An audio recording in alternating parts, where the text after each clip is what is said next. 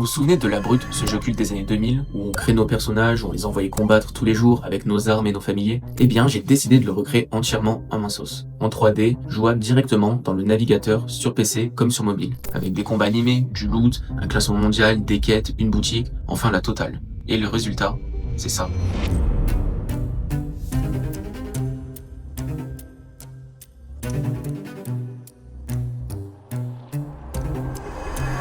Et quand on parle de recréer un jeu culte tout seul dans son coin, en général on pense direct au petit projet perso pour lequel on est motivé au début, puis qu'on lâche au bout d'un mois par manque de motivation ou lassitude. On se rend compte de l'ampleur du truc et on lâche l'affaire. Et c'est d'ailleurs souvent ce qui arrive, et ça l'est d'ailleurs arrivé de nombreuses fois. Sauf que là je me suis dit pourquoi pas aller jusqu'au bout, pourquoi pas faire ma version idéale de ce jeu, exactement comment moi je l'imagine, avec les mécaniques et le style des jeux que j'aime. Et c'est exactement ce que j'ai fait. Je suis parti donc de ça. Bon, c'est ok on va dire, pour en arriver à ça.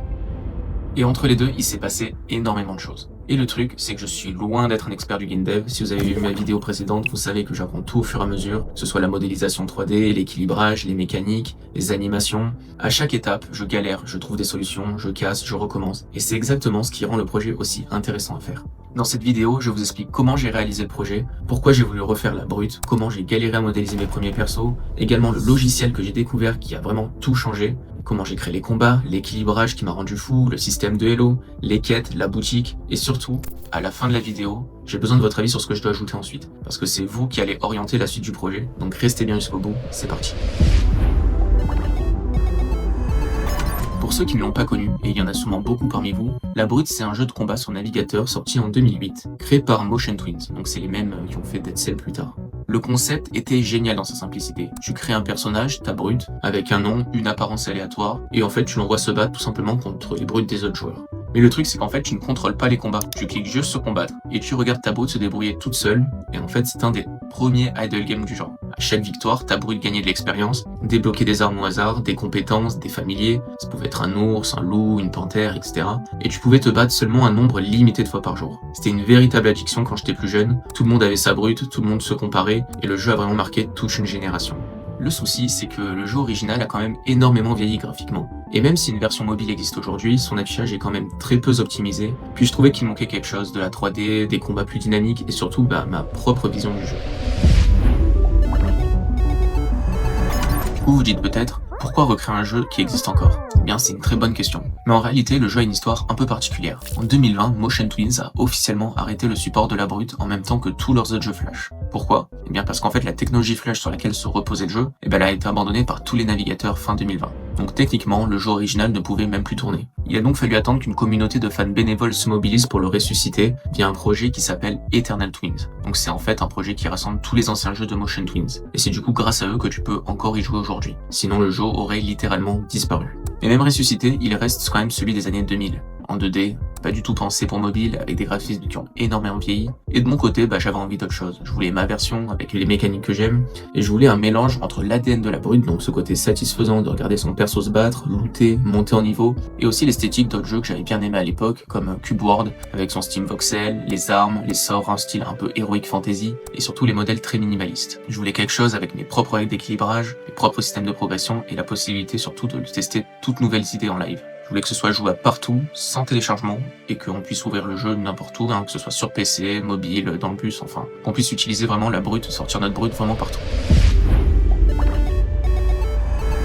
Première étape, créer les modèles 3D. Je suis allé chercher de l'inspiration sur Pinterest et j'ai commencé par une version très simple en style voxel. Pour ceux qui ne connaissent pas le style voxel, le voxel c'est l'équivalent 3D d'un pixel, sauf qu'au lieu d'avoir une image en pixel carré, t'as un objet 3D en petits cubes. C'est le style de Minecraft, de Cube World et de plein d'autres jeux indés. J'ai choisi ce style pour deux raisons. C'est joli et surtout, c'est léger. On verra pourquoi c'est crucial dans un instant. Au début, j'ai modélisé mon personnage directement sur Blender. Pour petit rappel, Blender c'est le logiciel 3D de référence quand on débute, il est open source, il est gratuit, et il a une communauté énorme avec des milliers de tutos sur YouTube. Si vous voulez vous mettre à la 3D, c'est vraiment par là qu'il faut commencer. Sauf que, très vite je me suis rendu compte que modéliser des blocs de couleurs, cube par cube, sur Blender, c'était l'enfer. Imaginez devoir poser chaque petit cube à la main, ajuster la couleur, refaire l'éclairage, etc.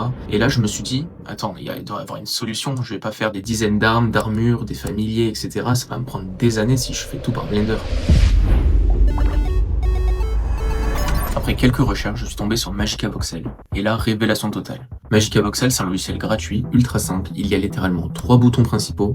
Ajouter un voxel, en supprimer, le colorer, et c'est tout. Avec ça, tu peux créer des modèles entiers en quelques minutes au lieu de plusieurs heures sur Blender. L'autre avantage massif, c'est que les modèles générés sont low poly, c'est-à-dire qu'ils ont très peu de surface à calculer, vu qu'ils ne sont composés que de petits cubes. Pour un jeu sur navigateur, ça c'est fondamental. Parce que le moteur de 3D du navigateur, j'y reviendrai dans une seconde, doit vraiment pouvoir afficher tout à 60 images par seconde. Donc même sur un téléphone moyen de gamme. Plus tes modèles sont lourds, plus le téléphone rame, donc le voxel c'est vraiment parfait. Le meilleur dans tout ça, c'est qu'il existe un plugin Blender qui permet d'exporter directement de Magica Voxel vers Blender. Pourquoi je repasse par Blender du coup? Parce que j'ai quand même besoin d'ajuster certaines choses. Par exemple le point d'origine des modèles. Je veux qu'une épée tourne autour de son manche et pas autour de la pointe. Sinon ça donne vraiment des animations bizarres. L'export final aussi. Je veux un format compatible avec le moteur 3D du jeu, le format JLB. Bref, Magica Voxel pour créer vite et Blender pour ajuster et exporter dans le jeu. Petit aparté technique mais accessible. Three.js, c'est le moteur 3D que j'utilise pour faire tourner le jeu dans le navigateur. Pour faire simple, votre navigateur, Chrome, Safari, Firefox, a la capacité d'afficher de la 3D nativement grâce à une technologie qui s'appelle WebGL. Mais coder directement avec WebGL, c'est super complexe. C'est là que Three.js intervient. Three.js, c'est une bibliothèque JavaScript qui simplifie tout ça énormément. Avec quelques lignes de code, tu peux afficher un modèle 3D, le faire tourner, ajouter de la lumière, des ombres, des animations, etc. Le truc super cool avec Three.js, c'est que c'est utilisé par énormément de gros sites. Apple, Google, des marques de luxe, c'est vraiment le top pour faire des expériences 3D dans le navigateur. Et c'est exactement ce qui permet à la Brute Legacy de tourner partout, sans installation, juste en ouvrant un lien. Une fois mes modèles prêts, j'ai pu commencer à les importer dans le code et à construire les premières pages du jeu. Et autant vous dire que comparé à la version actuelle, on partait de très loin. J'ai commencé par la page d'affichage de la brute, puis j'ai ajouté les premières armes dans un système d'inventaire très basique, ensuite la page de sélection du personnage, puis la page de création de la brute, qui à l'époque se résumait entre choisir 2 couleurs, une pour le corps, une pour les pieds. On était très loin du système actuel, qu'on verra plus tard. J'ai aussi modélisé plusieurs catégories d'armes dans Magica Voxel. Les épées, donc assez équilibrées, les armes lourdes, masses, haches, etc.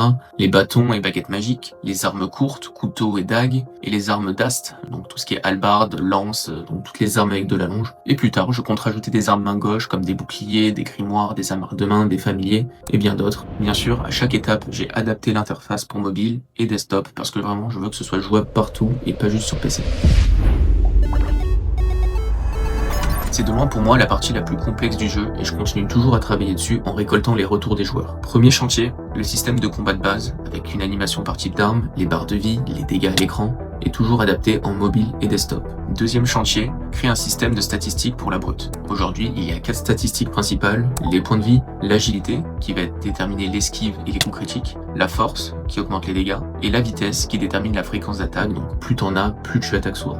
Le plus compliqué, c'est de faire en sorte qu'aucune stat ne soit cheatée par rapport aux autres. Si l'agilité est trop forte, tout le monde va build full agilité et le jeu devient vraiment un sens unique. Pareil pour la force, la vitesse et les autres. Et tester ça à la main, c'est juste impossible. Il faudrait jouer des milliers de combats avec des milliers de profils de brutes pour voir lequel domine.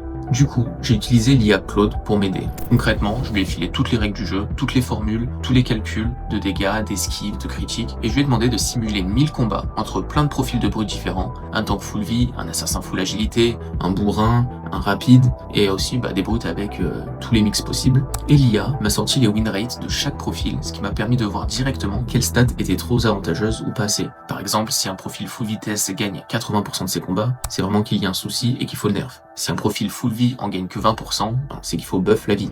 C'est un game changer complet pour l'équilibrage, ce qui m'aurait pris des semaines à tester à la main, l'IA me l'a fait en quelques minutes. Je peux itérer sur les formules autant de fois que je veux jusqu'à arriver à l'équilibre où tous les builds sont à peu près viables. Troisième chantier, du coup, un système de rareté pour les armes avec 5 niveaux. Commune, peu commune, rare, épique et légendaire. Et évidemment, plus une arme est rare, plus elle est dure à drop et plus elle va donner de stats. J'ai aussi introduit des affinités. Chaque type d'arme a en fait des stats de prédilection. Par exemple, les dagues avantagent l'agilité, les épées boostent la force et d'autres armes vont booster d'autres stats. Donc même si t'as une légendaire dans les mains, il faut quand même qu'elle corresponde au style de jeu de ta brute. Et d'ailleurs, je vous invite à tester tout ça directement via le lien en description, c'est gratuit. Quatrième chantier, les maps de combat, la refonte du design mobile et un bouton pour ajuster la vitesse des combats, en x1, x2 et x4 comme dans le jeu original.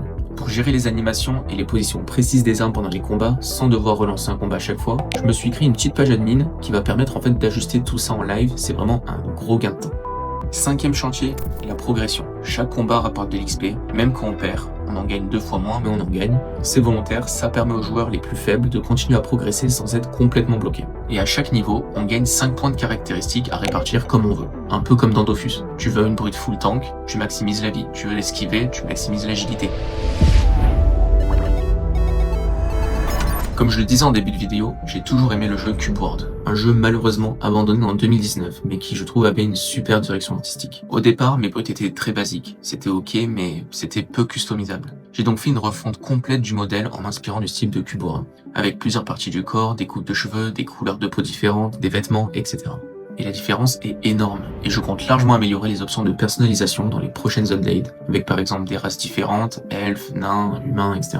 Plus de styles de cheveux, des visages différents, enfin bien d'autres.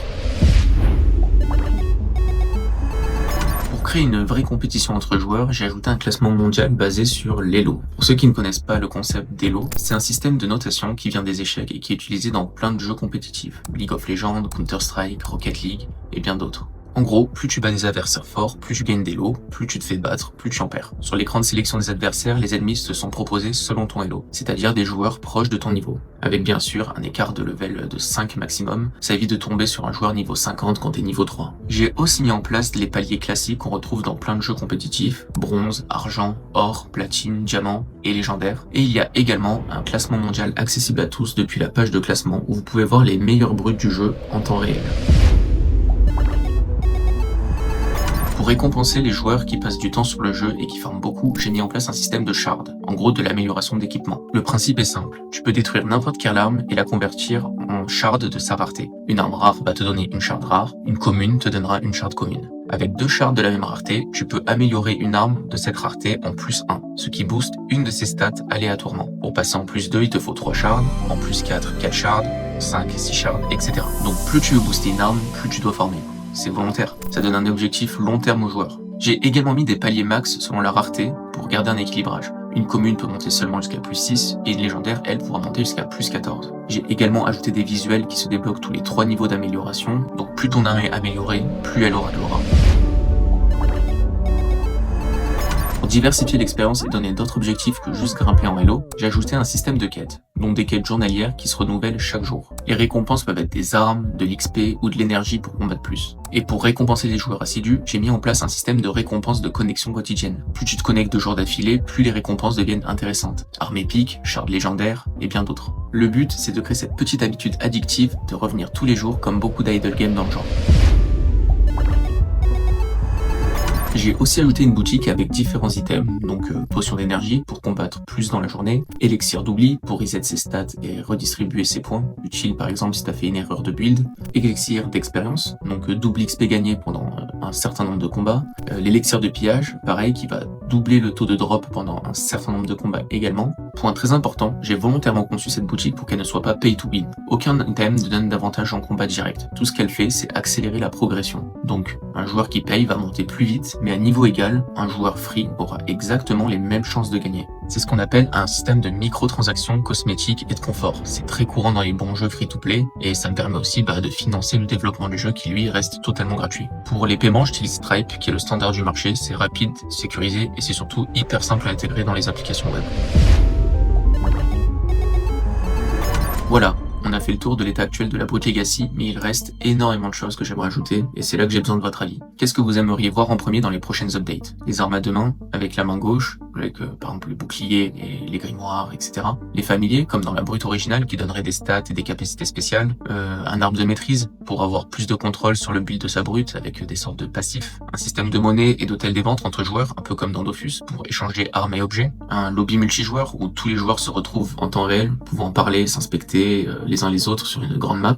Un système de skins débloquables en boutique, ou via des hauts faits ou des quêtes par exemple. Plus de personnalisation sur les races jouables, donc elfes, nains, orques, undead, enfin peu importe. Ou alors peut-être complètement autre chose auquel je n'ai pas pensé. Dites-moi tout en commentaire, je lis absolument tout et c'est vraiment vos retours qui orienteront le développement de ce jeu. Si vous voulez tester la Brute Legacy, le lien est en description, c'est 100% gratuit, ça marche sur PC et mobile. Et pour rappel, pas besoin d'installation, c'est sur navigateur. Merci d'avoir regardé la vidéo et si elle vous a plu, vous pouvez mettre un like, vous abonner, ça m'aidera énormément à continuer le développement de la chaîne et vous montrer toujours plus de créations de jeux vidéo.